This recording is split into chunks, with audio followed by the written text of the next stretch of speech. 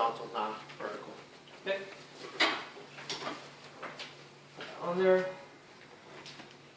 So the way this reads is sort of backwards. So 50 starts out at the bottom here and 0 at the top. So if you fill this thing up to 0, that means it has 50 mLs in there. It reads in reverse because however much it goes up to is however much you've added. So if it goes up to 5 over here, that means you added 5 ml into the beaker, and then you have 45 mLs left. So that's why it's reverse. Right? It's telling you how much you added instead of how much you have left. But you can just do the math yourself to see how much you have left. So now that this is empty, just use the funnel, and you're going to put 50 ml of the base into here.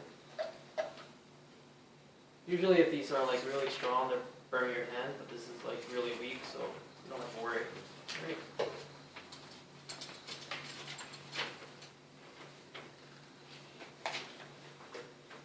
But if you do get some on your hands, just go to the sink, wash it off.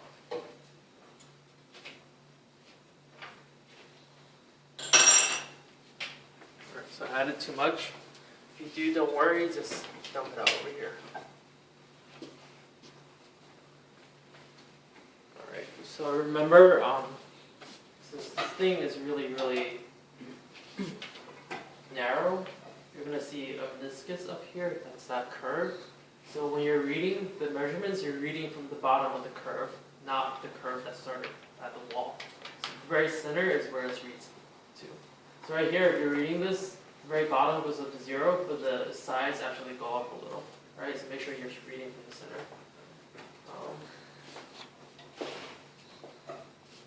So you have the base into the bacteria. You're going to add the acid into the beaker. So according to your book, you're adding 5 ml of vinegar. So just take one of these, small little 10 ml graduated cylinders.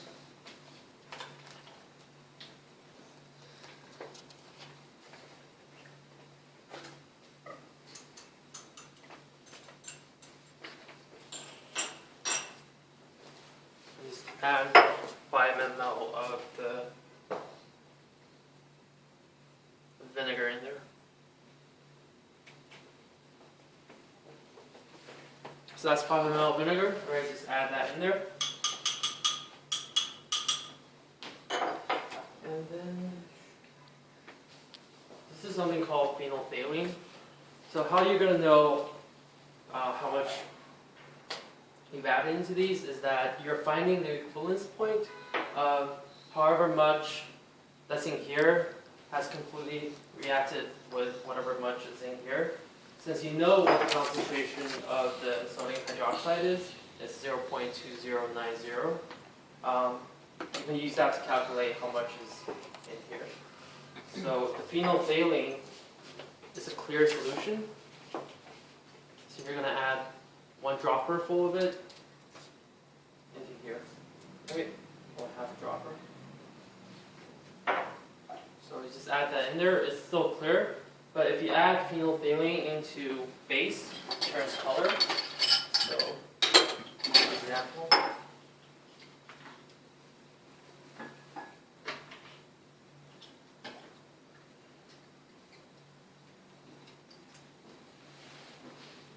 right?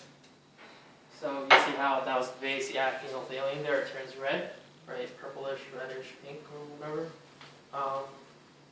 What you're doing here is that you're going to keep adding base, right? When you add the base in there, you're going to notice it's changing slightly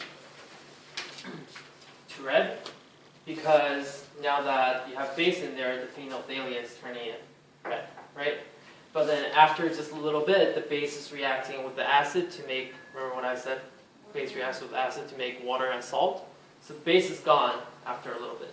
So if you take a look here, right, it turns sort of pink.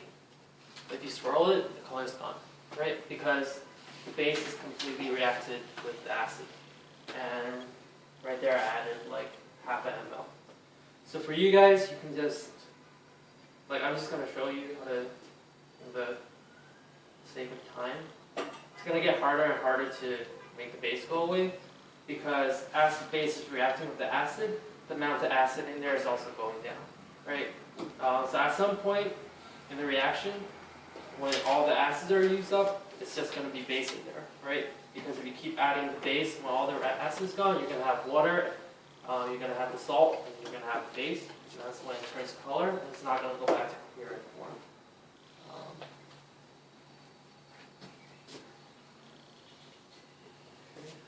So added 10 ml, still not going away. 12 ml.